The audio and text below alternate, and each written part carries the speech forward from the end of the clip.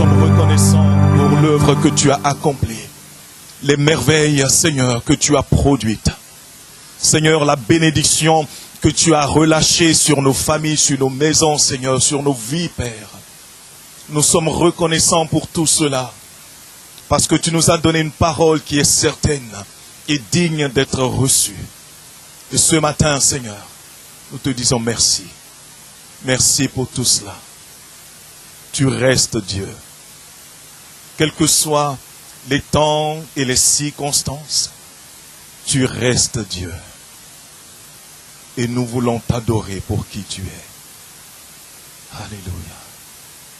Alléluia. Alléluia. À Dieu soit la gloire ce matin.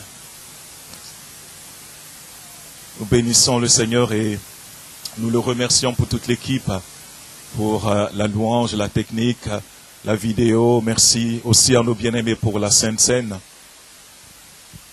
On est heureux ce matin de pouvoir partager ces moments-là. J'avais un petit doute en début de semaine, si j'allais pouvoir me lever et être des vôtres ce matin. Mais Dieu a fait grâce, amen. Et je bénis Dieu de ce que nous pouvons être là ce matin. Et je bénis également Dieu de ce qu'il prend soin aussi de nos frères et sœurs qui n'ont pas pu être là ce matin pour des raisons de santé. Nous croyons que Dieu est à l'œuvre également dans leur vie, dans leur corps, afin de les fortifier et de les encourager. Amen. Voilà. C'est le dernier dimanche de l'année 2024. Vous n'êtes pas content. Hein? Il y en a qui ont envie de prolonger l'année 2024. Seigneur, ajoute encore quelques semaines. Non, c'est fini, c'est le dernier des dimanches. Et c'est un bon jour. Amen. C'est un bon jour. Comme tous les autres d'ailleurs que Dieu a fait, ce sont de bons jours. Alors moi, je voudrais démarrer avec une question pour vous ce matin. Ça va? Je sais que vous dites, il aime nous poser des questions, Moïse, à chaque fois. Mais voilà. Quel est votre plus grand désir ce matin? Quel est votre plus grand désir? Bon, il y en a qui ont commencé à sortir la calculette, je sais. À combien je dois chiffrer? Fourchette la plus haute, est-ce que c'est raisonnable? La moyenne, peut-être qu'on me dira que j'ai pas suffisamment de foi. Mais quel est votre plus grand désir? Et si je vous ajoutais une autre question à cela. Mais avant, la deuxième question, répondez à la première quand même. Alors, qui veut se lancer? Ou quels sont vos plus grands désirs? Voilà. Comme ça, ça vous donne un peu de marge. Pas qu'on dise, oh, il ne veut que ça dans la vie. Oh, non, bon, voilà.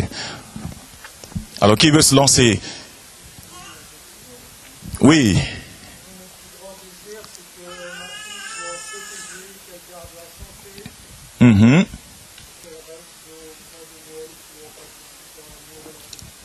Amen. Mais tu es quand même d'accord qu'elle se marie un jour quand même. Ok. Amen. Voilà. Il nous a donné son plus grand désir. Alors, qui d'autre? Avoir les enfants près de toi. Ok. Demeurer dans la présence du Seigneur tous les jours.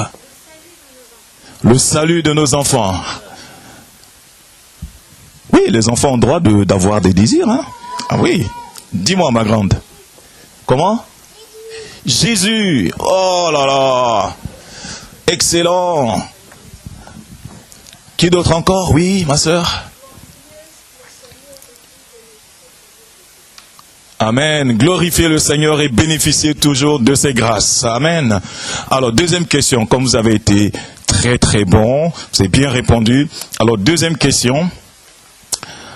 À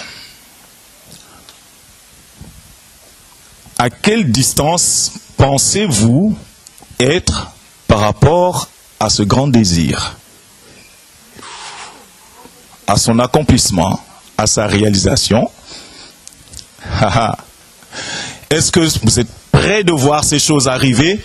Est-ce que vous êtes loin de les voir s'accomplir? C'est quoi la distance? Comment est-ce que vous pouvez qualifier la distance pour vous ce matin? La foi, c'est une question de foi. Alors, quand tu prends tes lunettes de foi, à quelle distance est-ce que tu... Est-ce que c'est proche? Parce que moi j'ai deux paires de lunettes. Ça c'est pour voir de près. Et puis j'en ai une autre pour voir de loin. Donc en fonction de la foi, soit je vois de près, soit je vois de loin. Donc dites-moi.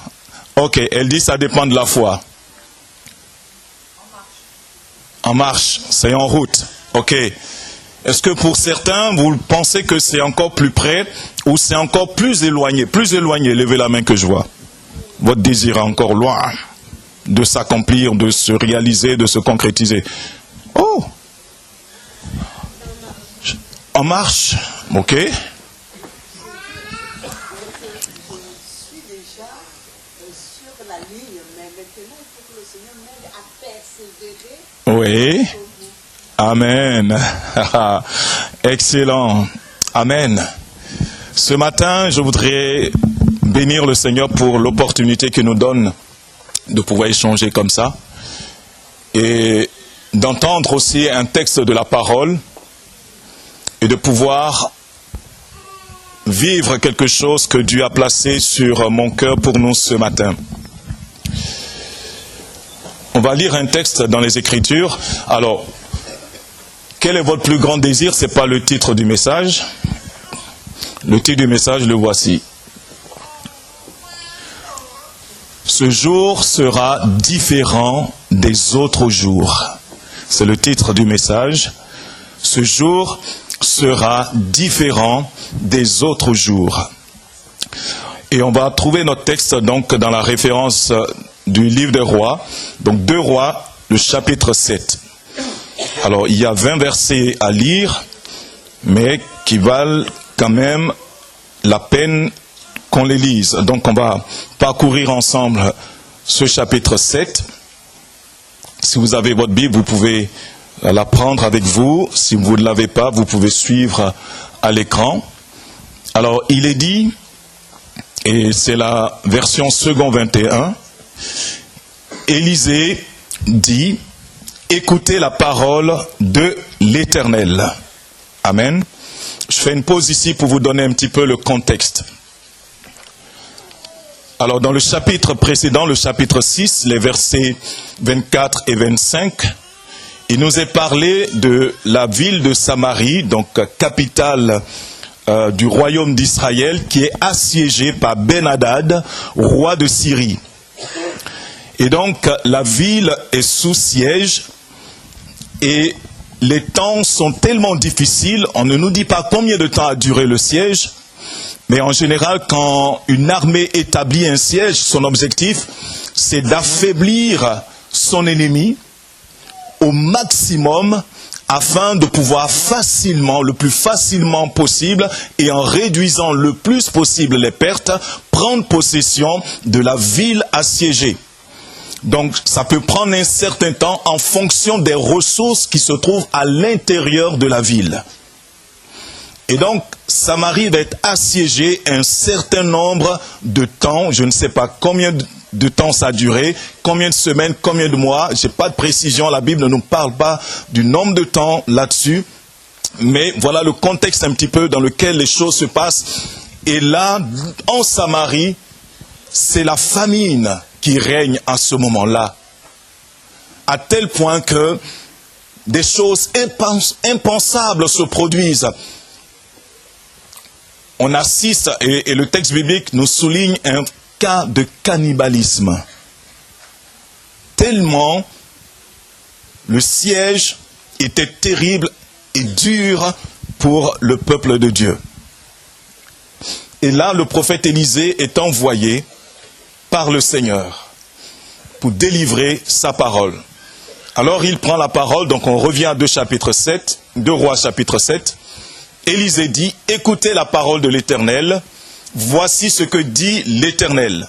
Demain, à la même heure, on pourra avoir 7 litres de fleur de farine pour une pièce d'argent et 14 litres d'orge pour une pièce d'argent à la porte de Samarie.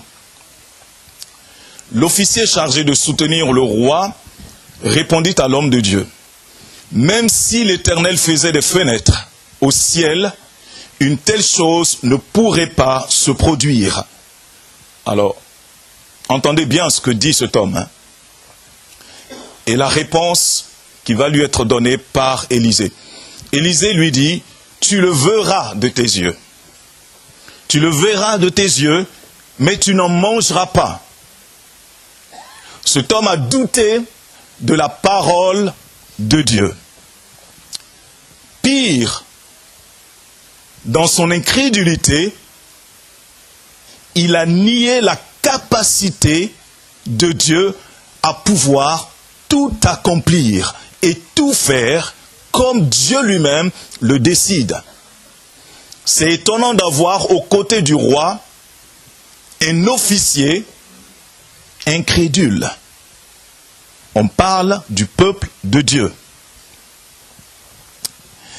Élisée, et le texte se poursuit. Au verset 3, il est dit, il y avait à l'entrée de la ville 4 lépreux. On bénit Dieu pour les lépreux dans ce texte parce qu'ils vont faire quelque chose d'extraordinaire. Ils vont être les témoins de quelque chose d'extraordinaire et ils feront quelque chose d'extraordinaire. Il y avait à l'entrée de la ville donc 4 lépreux qui se dirent l'un à l'autre, pourquoi rester ici jusqu'à notre mort? Si nous envisageons d'entrer dans la ville, la famine y règne et nous mourrons. Mais si nous restons ici, nous mourrons aussi. Allons nous livrer dans le camp des Syriens. S'ils nous laissent vivre, nous vivrons, et s'ils nous font mourir, nous mourrons. Ils partirent donc au crépuscule pour se rendre au camp des Syriens. Lorsqu'ils arrivèrent à l'entrée du camp, il n'y avait personne. Amen. Retenez bien, il n'y avait personne. Alors, qu'est-ce qui s'est passé?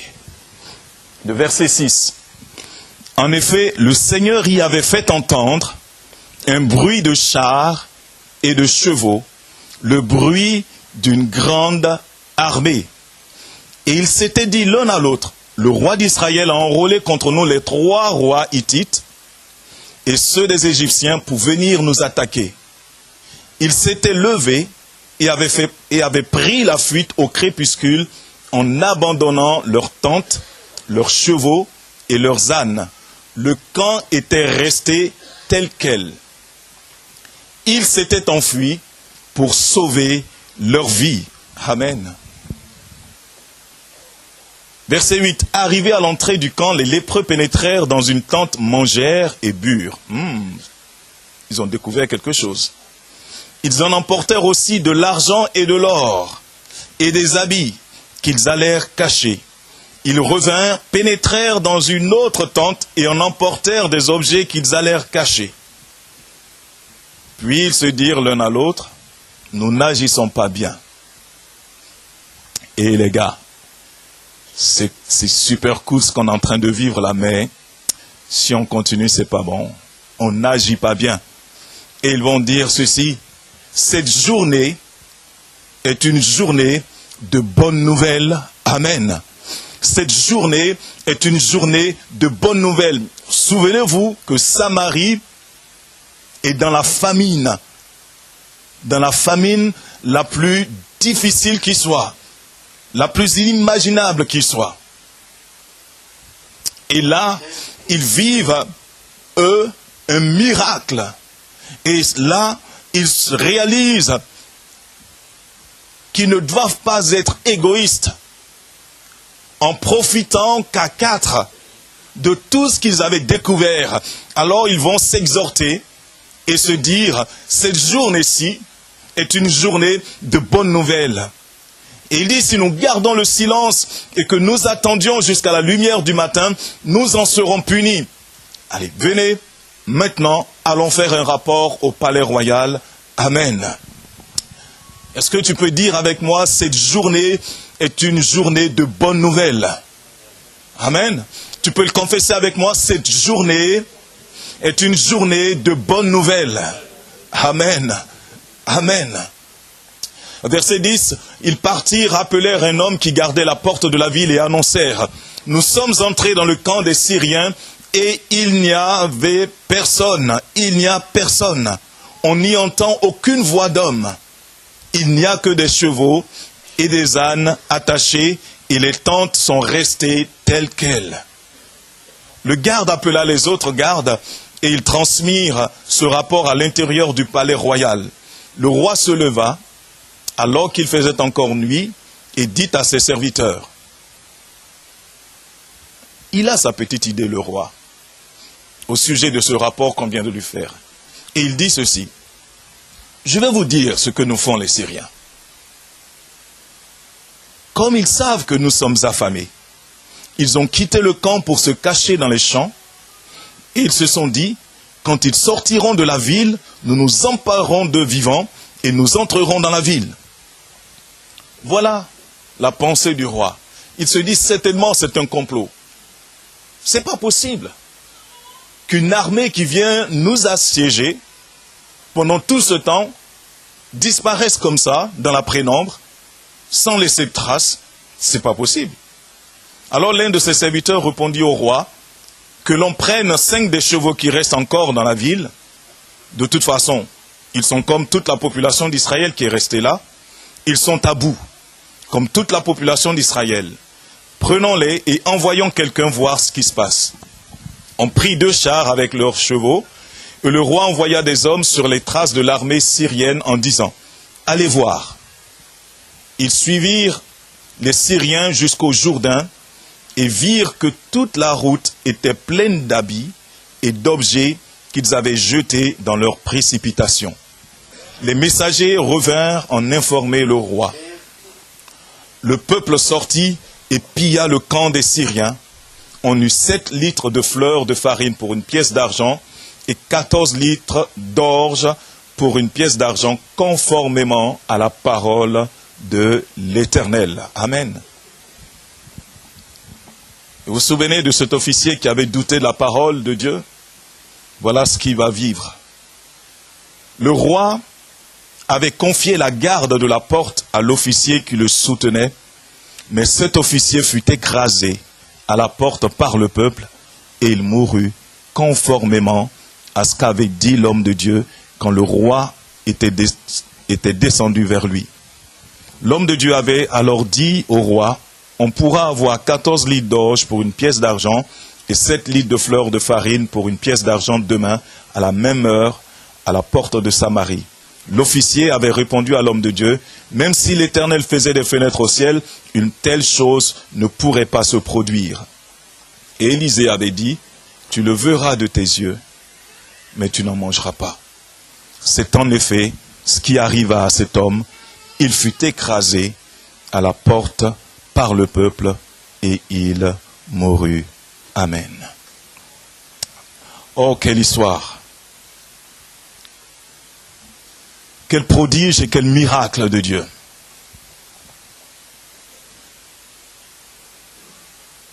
Ce contexte de famine est un contexte assez particulier, difficile. Et je vous en ai brièvement parlé tout à l'heure. Mais voilà que l'on se retrouve à vivre quelque chose d'extraordinaire à partir de l'instant où la parole de Dieu a été apportée par l'homme de Dieu, par le prophète Élisée au roi d'Israël. Et à partir de cet instant-là, les choses vont prendre une autre tournure, une autre envergure, une autre issue. Mais avant d'aller plus loin dans cela, je voudrais que l'on puisse voir et comprendre un petit peu militairement ce que ça veut dire de faire un siège. qu'est-ce qu'un siège et quel est le but recherché par ceux qui mettent en place un siège? Un siège, c'est une opération militaire. Quand vous allez conquérir un territoire, vous procédez généralement par conquérir des villes, des petites villes, ensuite des villes moyennes, et vous allez vers les villes de plus en plus stratégiques. Et là, l'armée de Syrie a visé donc la capitale du royaume d'Israël, Samarie, et a posé un siège. Et donc, cette opération militaire va consister à encercler la ville. Ça peut être également une forteresse ou une position ennemie fortifiée, avec pour objectif d'isoler la ville ou d'isoler cette position-là pour obliger son ennemi à se rendre, à baisser les armes et à se rendre. Et lorsque un siège est mis en place, l'objectif principal, écoutez bien, c'est de couper toutes les lignes d'approvisionnement de la cible, c'est-à-dire de la ville qu'on assiège, pour empêcher l'arrivée également de toute nourriture, d'eau ou de renfort, afin d'affaiblir les défenseurs par la faim, par la fatigue ou même le désespoir. Et Samarie est passée par tout cela. Le peuple de Dieu est passé par tout cela. Et l'une des raisons pour lesquelles je vous partage ce matin cette pensée, c'est que pour certains d'entre nous, nous avons vécu 2024, peut-être même l'année d'avant, comme étant sous un siège, comme étant encerclés par l'adversaire, entourés par l'ennemi, privés de toutes les ressources vitales dont nous avions besoin, privés de soutien, privés de renfort, privés de capacité à nous mouvoir, à nous projeter, à aller de l'avant, parce que lorsqu'un siège est établi, il vous vole votre joie, il vous vole votre avenir, il vous empêche de voir au-delà de votre réalité présente. Et le but de l'ennemi, quand il met un siège sur la vie d'une personne, eh bien, il cherche à l'isoler du reste du peuple de Dieu. Et il fait en sorte que la personne n'ait d'autre réalité que ce qu'elle vit à l'instant même. Elle devient alors incapable d'avoir de l'espérance quant à la réalisation des promesses de Dieu pour sa vie. Elle sait que Dieu existe, elle sait que Dieu est capable de sauver, elle sait que Dieu peut guérir, elle sait que Dieu peut relever, mais elle a perdu quant à l'espérance pour que ces choses se produisent dans sa propre vie, que cela devienne possible pour elle.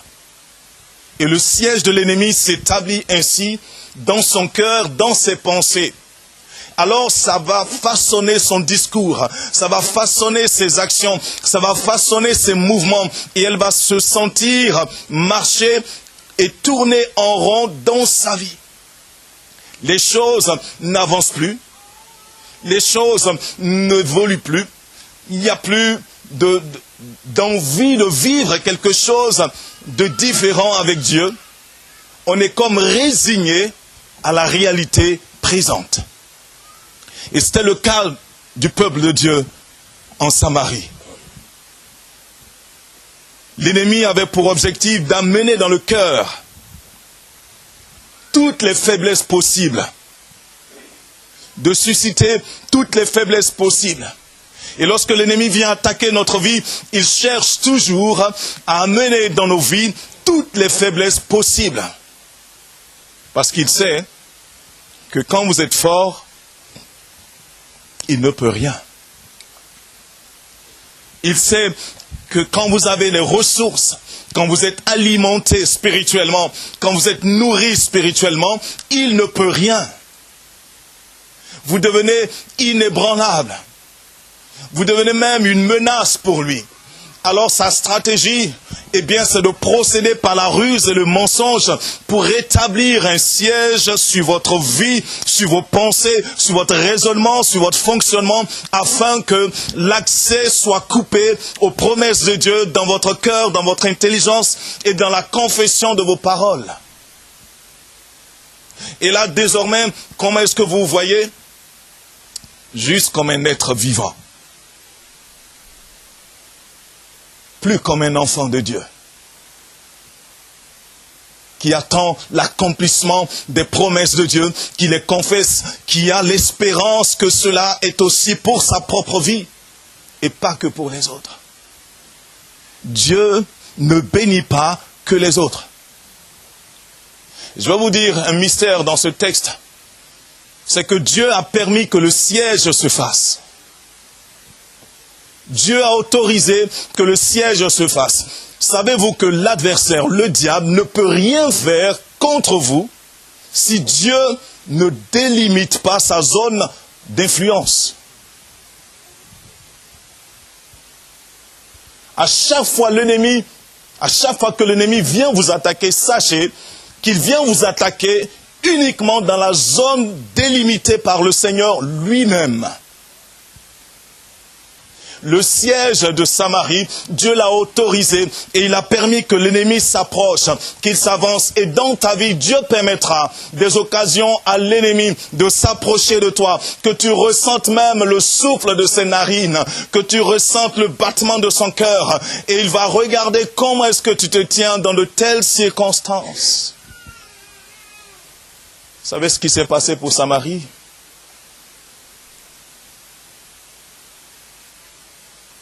Ils n'ont pas fait appel à Dieu.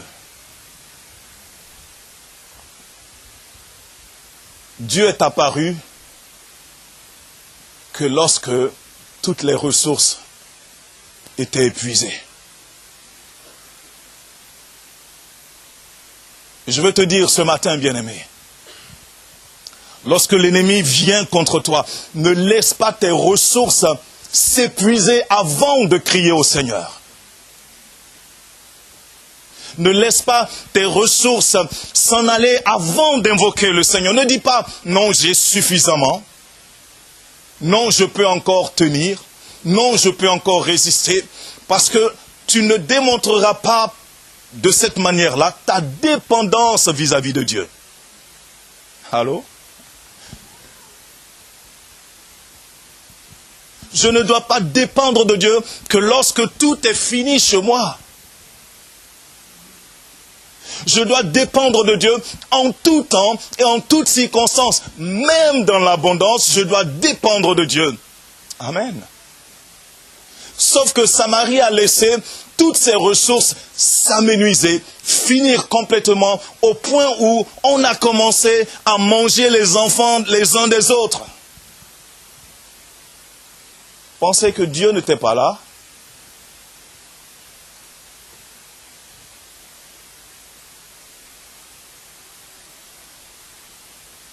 Mais quand le roi a entendu cette abomination, son cœur s'est brisé.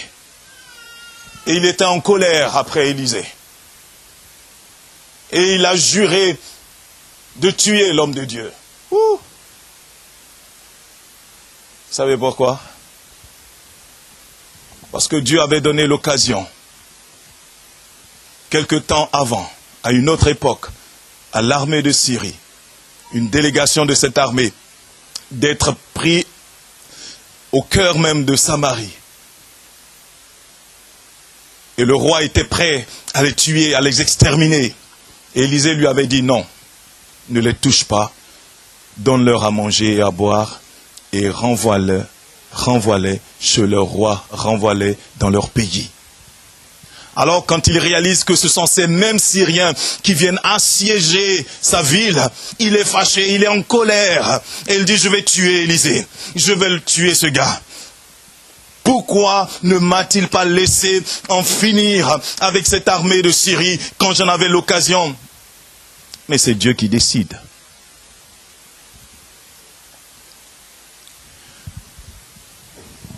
Élisée arrive et il va parler. il va dire un certain nombre de choses. Je vais te parler de comment est-ce que l'ennemi essaie jour après jour de bâtir autour de ta vie un siège. Parce que son but, c'est de contrôler, c'est de te contrôler, c'est de te neutraliser, c'est de t'isoler. Et là, de pouvoir démontrer qu'il a une certaine force, une certaine puissance. Il va essayer de dominer tout ce qui doit venir à toi. Il va essayer de prendre le dessus sur tout ce qui est à toi. Il va essayer de t'enfermer dans des raisonnements et dans une pensée qui te fait croire que Dieu t'a laissé tomber, Dieu t'a abandonné et que Dieu ne se soucie pas de ton salut. Mais attends la parole de Dieu. Amen. Quand on fait un siège militaire, ce sont les objectifs. On veut un contrôle stratégique. On cherche, et Samarie était une ville stratégique. Non seulement parce qu'elle était la capitale, mais parce qu'elle était située sur une colline. Et c'était un point stratégique aussi pour l'adversaire de pouvoir avoir ce territoire-là et de pouvoir avoir un regard encore plus lointain, plus poussé sur les territoires environnants et avoir une plus grande domination. Il veut neutraliser ta défense, ta capacité à te défendre. Lorsqu'un ennemi est retranché dans une position qui est bien fortifiée,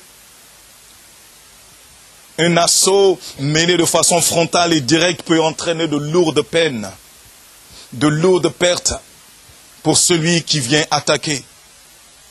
Et donc, faire un siège, ça permet d'affaiblir petit à petit notre adversaire. Quand il isole, eh bien, il va faire en sorte de couper tous les ravitaillements possibles et tous les soutiens possibles qui peuvent venir, afin qu'il soit la seule position militaire présente autour de toi à des milliers de kilomètres, même à la ronde, si cela était possible. Et quand il fait ça, il met une emprise psychologique sur ceux qui sont assiégés. Et là, on n'arrive plus à s'en sortir. Et on réfléchit à la manière dont on peut rendre les âmes de façon, entre guillemets, honorable. Sortir un petit peu la tête haute. Capituler.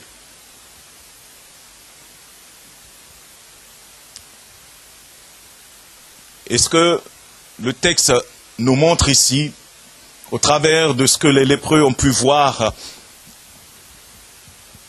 c'est que l'armée de Syrie qui était venue avait préparé suffisamment de vivres, de ressources, parce que assurément le siège allait être très long. Très long. On ne fait pas un siège quand on ne prépare pas la logistique qui va avec. Et donc ils ont préparé la logistique qui allait avec leur siège, avec la planification de leur assaut. Mais j'ai une bonne nouvelle. J'ai une bonne nouvelle, les amis. C'est que quand Dieu permet à l'adversaire de s'approcher de toi, de mettre un siège, il laisse l'adversaire venir avec toutes les ressources et toute la logistique pour la durée pensée par l'adversaire que devra prendre ce siège-là. Mais ce que l'adversaire ignore, c'est que notre Dieu est appelé le Dieu dont la sagesse est infiniment variée. Alléluia. La sagesse infiniment variée de Dieu va opérer dans le cas de Samarie, parce que l'armée syrienne qui s'est regroupée a ramené toutes sortes de chevaux, toutes sortes de vêtements, toutes sortes d'argent, toutes sortes d'or, toutes sortes de nourriture. Ils étaient là, il y avait des tentes, il y avait des ânes et tout ce qu'il fallait pour que le siège dure le plus longtemps possible pour affaiblir le peuple de Dieu.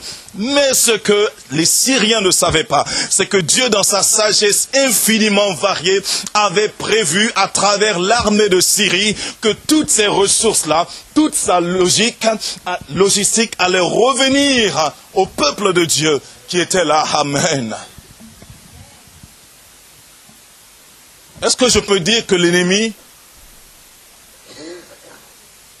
est une source de bénédiction pour toi? Ah.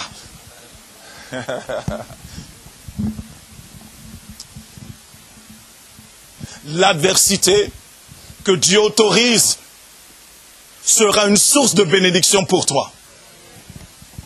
Parce que dans cette adversité, Dieu fait en sorte que l'ennemi, sans qu'il ne sache ce qu'il est en train de faire, provisionne pour toi. Et les Syriens ont provisionné pour Samarie sans le savoir. Et lorsque les lépreux arrivent, ils constatent quoi? Que dans le camp, il n'y a personne. Personne. Parce que Dieu a fait quelque chose d'incroyable.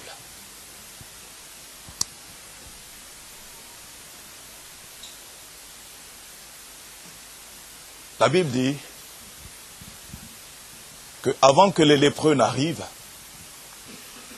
Dieu a fait entendre à l'armée de Syrie le bruit de chars, le bruit de chevaux, le bruit d'une grande armée. Alors imaginez la scène. Imaginez-vous, directeur de film, vous êtes à Hollywood là. Dieu vous donne le scénario. Imaginez la scène. L'armée est là, elle est nombreuse. Parce qu'en général, quand ils font des campagnes de guerre, au minimum, c'est 100 000 personnes. 100 000 soldats. Alors imaginez que là, autour de Samarie, il y a 100 000 personnes qui sont là. 100 000 soldats. Et Dieu fait entendre à ces soldats, à ces généraux qui sont là, à ces officiers qui sont là, le bruit d'une armée qui vient, mais pas n'importe quelle armée. Une armée puissante, au point où eux-mêmes disent, il y a 3 rois des Hittites et les rois des Égyptiens. Alors moi je vous dis, au bas mot, ils ont calculé qu'il venait contre eux au moins 480 000 soldats. Sauf qui peut. Dans le camp, c'est sauf qui peut. On est foutu. On est perdu. Et la stratégie de l'ennemi, ou du moins, la manière dont Dieu va contrer la stratégie de l'adversaire, c'est qu'il fait ça pendant la nuit. Au crépuscule. Ils entendent amplifier, amplifier, amplifier, amplifier, amplifier. Il n'y a qu'eux qui entendent. Quand Dieu fait quelque chose à ton ennemi, tu n'entendras pas. C'est que ton ennemi qui entendra. Et tout à l'heure, nous allons prier. Et nous allons demander au Seigneur d'opérer le même miracle, le même prodige dans nos vies. Amen. Nous allons lui demander de faire entendre à nos ennemis le bruit de la puissante armée de Dieu. Alléluia. Et lorsque ces Syriens ont entendu que cette armée puissante-là arrivait, ils ont estimé qu'ils savaient courir plus vite que leurs chevaux et leurs ânes. Tous sont partis.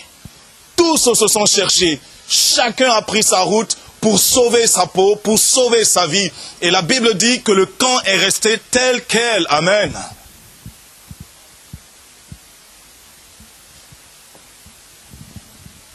Les ressources de Dieu. Comment tu réagis lorsque il y a un siège qui est là placé?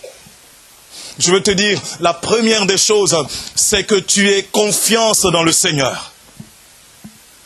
Que tu aies confiance dans le Seigneur. Il y a Dieu qui a préparé des choses pour ta vie et il connaît les projets qu'il a pour toi. Et Ésaïe déclare ceci au chapitre 37, le verset 26. N'as-tu pas appris que j'ai préparé ces événements depuis longtemps? Ce que tu vis, ce que tu traverses, l'adversité que tu connais, Dieu dit, c'est lui qui a orchestré, préparé ces choses longtemps à l'avance. Alléluia. Je sais que la période de siège est difficile. Elle est terrible. Mais dans cette période-là, nous devons apprendre à garder, demander la grâce pour garder le regard et nos pensées sur le Seigneur. Il dit, n'as-tu pas appris que j'ai préparé ces événements depuis longtemps, que je les ai prévus dans un lointain passé du moins. Maintenant, j'ai permis qu'ils s'accomplissent et que tu transformes des villes fortifiées en tas de ruines. Alléluia. Tu vas transformer des villes fortifiées en tas de ruines parce que Dieu a décidé que le temps était venu pour que le siège de l'ennemi soit brisé.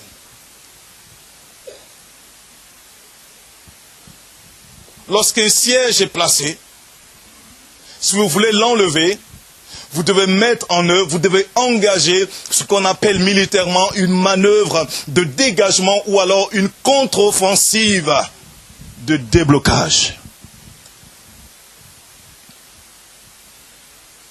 Une contre-offensive de déblocage.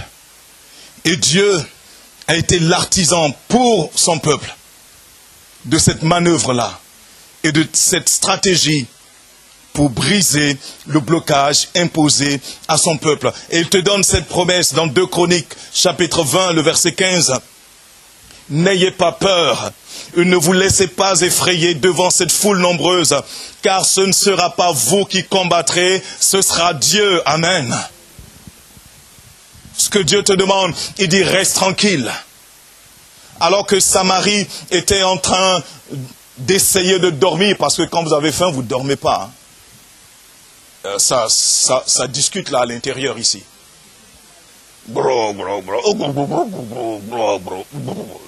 C'est dur de trouver le sommeil.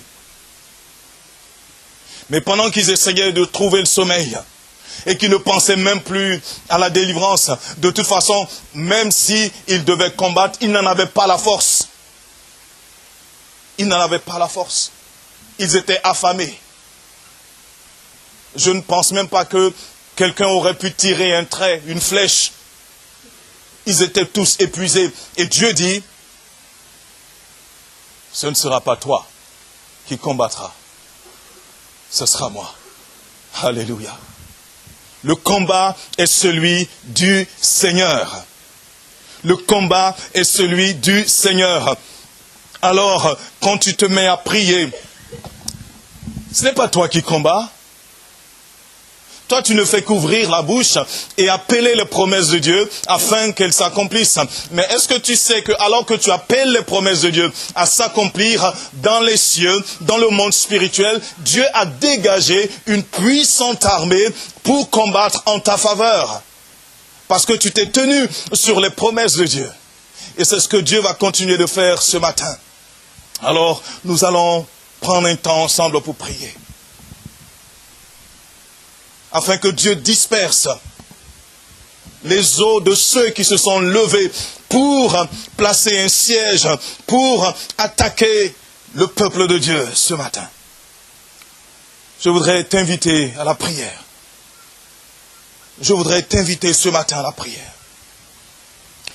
Quels sont les secteurs, les domaines de ta vie que tu sens comme oppressé, pris sous un siège de l'ennemi ce matin? Je suis venu t'annoncer de la part du Seigneur que ce jour-ci sera différent des autres parce que c'est une journée de bonnes nouvelles pour toi au nom de Jésus. C'est une journée de bonnes nouvelles pour toi au nom de Jésus. Et nous allons nous tenir debout et prier ensemble. Alléluia. Et tu vas prier avec ferveur, tu vas prier avec foi. Tout à l'heure, notre sœur disait, ça dépend de la foi. Alors je veux t'inviter à réduire la distance en ayant une foi qui te fait posséder ce que Dieu a promis au nom de Jésus. Alléluia. Ne doute pas comme cet officier du roi. Ne doute pas.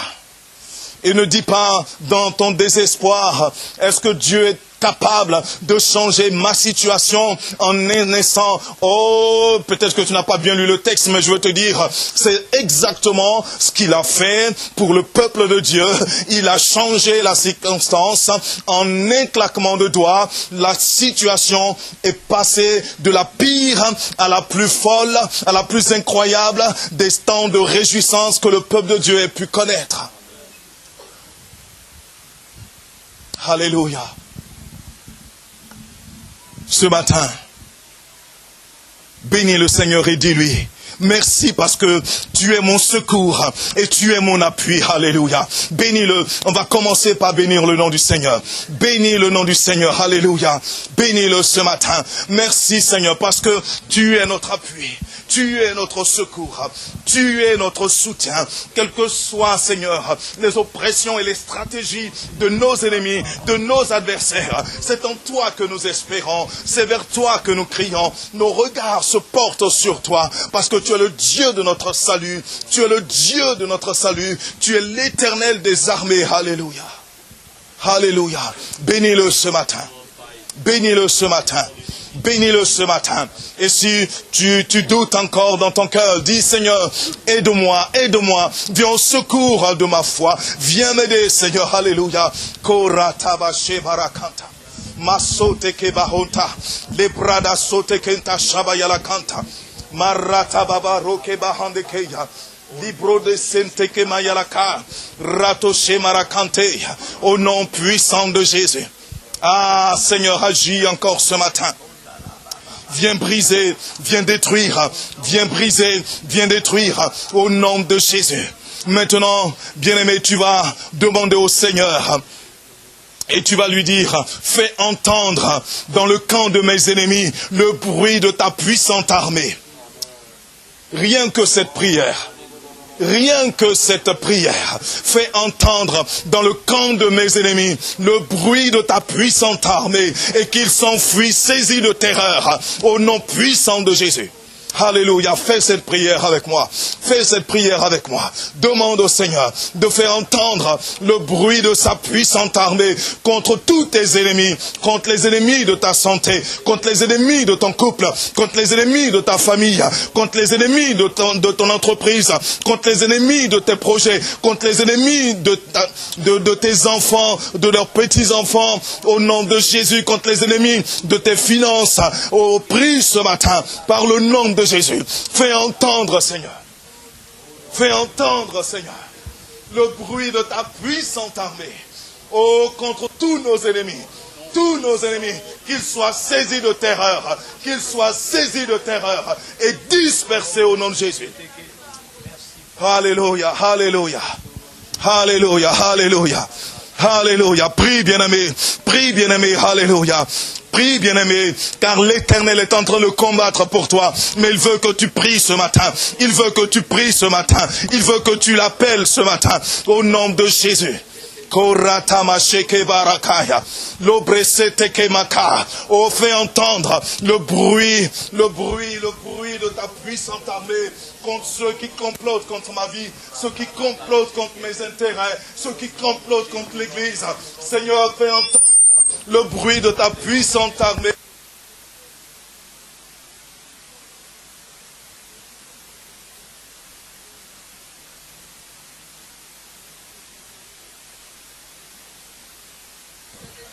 Alléluia. Alléluia. Alléluia. Prie encore, bien-aimé. Prie encore avec ferveur. Prie encore avec ferveur. Prie encore avec ferveur. Dieu est en train de confondre tes ennemis. Ne sois pas timide dans la prière. Prie encore avec ferveur. Dieu est en train de disperser ceux qui se sont ligués contre ta vie. Dieu est en train de les confondre, de les disperser. Prie, alléluia. Korate mashabarakota. Au nom de Jésus. Alléluia. Alléluia. Ô Esprit du Dieu vivant. Esprit du Dieu vivant. Agis encore ce matin. Alléluia. Marete ke masotakaya. Au nom de Jésus. Alléluia. Alléluia. Alléluia. Je vais demander à Pasteur Franck de nous conduire 5 minutes encore dans la prière. Alléluia. Alléluia. Alléluia. Comme le pasteur Moïse l'a dit, tout est une question de décision. Ces 4 lépreux là, ils étaient là. Ils auraient pu continuer de rester dans leur situation. Mais ils ont réalisé que s'ils restaient dans cette situation, ils allaient mourir quand même. Mais ils ont pris une décision qui a été salutaire pour eux, mais aussi pour tout le peuple. Tu vois ta famille, tu vois ton couple, tu vois ta vie. Si tu continues de rester dans cette situation-là, mais il suffit aujourd'hui d'une seule décision pour changer les choses. Il s'agit de se révolter. Pense aussi un peu à Bartimée. Il a décidé de laisser tomber son manteau pour sortir de cette situation dans laquelle il était. Ta décision ce matin, ta révolte, ne te révolte pas contre ton mari, contre ta femme, contre telle ou telle personne, même pas contre ton pasteur. Révolte-toi contre la situation. Si tu veux la voir changer, révolte-toi. Einstein a dit, la folie, c'est de faire toujours les mêmes choses et s'attendre à des résultats différents. Si tu aspires en cette année nouvelle qui vient à quelque chose de différent, cela commence par une décision. Prends la bonne décision de changer les choses. Prends la bonne décision de sortir de cette situation. Prends la bonne décision de sortir de cette prison dans laquelle l'ennemi veut t'enfermer. Alors que l'armée syrienne avait assiégé Samarie, ces lépreux-là, ils étaient assiégés dans le siège. Mais ils ont décidé de sortir de là. Et leur décision a été importante pour tout le peuple. Prie ce matin. Au nom de Jésus, pense à ce que Néhémie a dit. Dans Néhémie 4, verset 14. Il dit, combattez pour vos frères, pour vos fils, pour vos enfants, pour vos femmes, pour vos maisons. Combattez. Bien aimé, ce n'est plus le moment de croiser les bras. Ce n'est plus le moment de se plaindre. Ce n'est plus le moment de rejeter la faute sur l'autre. Mais c'est le moment de se lever et de combattre, de dire que cette situation, ça suffit. Cette situation ne continuera pas. Cette situation doit changer parce que il y a une décision que le Seigneur met entre tes mains. Prie le Seigneur, révolte-toi ce matin. Dieu veut un peuple révolté. Ça n'est assez. Ça n'est assez, de courber le dos sur les assauts de l'ennemi. Ça n'est assez d'aller d'insatisfaction en insatisfaction. Ça n'est assez. Si tu ne prends pas la décision, toutes tes bonnes résolutions que tu pourras prendre pour la nouvelle année, tu verras, vont s'essouffler. Mais prends la décision. Et la bonne décision avec le Seigneur dans ta barque. Au nom de Jésus, au nom de Jésus, au nom de Jésus. Seigneur, nous te rendons gloire ce matin. Nous te rendons gloire ce matin. Seigneur, ce matin, nous réalisons notre condition. Ce matin, nous réalisons, Seigneur, que nous avons faim et soif de toi. Ce matin, nous réalisons. Et Seigneur, nous sommes fatigués de cette situation. Nous sommes fatigués, Seigneur, de cette situation. Et nous décidons ce matin de sortir. Nous décidons ce matin, de nous abandonner à toi. Nous décidons ce matin de voir les choses changer dans nos vies. De voir les choses changer dans nos familles. De voir les choses changer dans nos couples, de voir les choses changer dans la vie de nos enfants. Nous décidons ce matin de voir les choses changer dans le nom de Jésus. Père, fais grâce dans le nom de Jésus. Fais grâce ce matin. Père, dans le nom de Jésus, nous crions à toi ce matin. Et tu vas prier. Alors que tu es dans cette région des Hauts-de-France, c'est-à-dire que de votre position géographique, vous voyez toute la France. Et vous ne pouvez pas rester indifférent à ce que vit la France en ce moment. Et tu vas prier pour pour le pays, que Dieu ait compassion du pays. Oh, toutes sortes de troubles, toutes sortes de confusions. La solution n'est pas dans un gouvernement. La solution n'est pas dans tel ou tel premier ministre. La solution est en Christ. Mais si l'église que tu es, tu ne te lèves pas. Si l'église que tu es, tu ne te mets pas sur la montagne. Si l'église que tu es, tu n'invoques pas le Seigneur, les choses ne vont pas changer. Commence maintenant à réaliser cela. La Bible dit que la parole est dans ta bouche et dans ton cœur. Et c'est la parole de la foi que nous prêchons. Prie pour le pays maintenant et déclare des paroles de bénédiction. Relâche des paroles de vie. Relâche des paroles de libération. Alors que l'ennemi veut assiéger la France. Alors que l'ennemi veut étouffer la France. Alors que l'ennemi veut limiter la France. Élève la voix au nom de Jésus. Prie le Seigneur. Dans le nom de Jésus. Prie le Seigneur pour le pays. Invoque le Seigneur pour le pays. Dans le nom de Jésus. Que les choses changent. Que les choses changent. Que les choses changent. Dans le nom de Jésus. Que la vie vienne. Que la vie revienne. Dans les cœurs, dans les vies, dans les familles. Dans le nom de Jésus. Père, nous te rendons toute la gloire. Tu es la résurrection et tu es la vie. Seigneur, nous te rendons toute la gloire. Dans le nom de Jésus, parce que tu fais quelque chose de différent. À toi toute la gloire, Père. Dans le nom de Jésus, nous avons prié. Amen. Amen. Merci. Alléluia. Merci Jésus. Alléluia. Veuillez vous asseoir, bien-aimés. Nous scellons, Seigneur, ces prières de déclaration par le sang précieux de Jésus-Christ, notre Seigneur et Sauveur. Alléluia. Alléluia. Alléluia, que la faveur de Dieu continue à se déployer sur vos vies. Amen. Amen. Ouh. Voilà, nous terminons notre culte avec quelques annonces et voilà, je voudrais vous présenter, voilà, mes bien-aimés qui sont là, qui sont venus de la région parisienne, passer ces quelques moments avec nous. Voilà, Pasteur Franck, JJ et son épouse Candy, les enfants qui sont là, Joshua, voilà, il y a Josiel, et puis ma Zoé,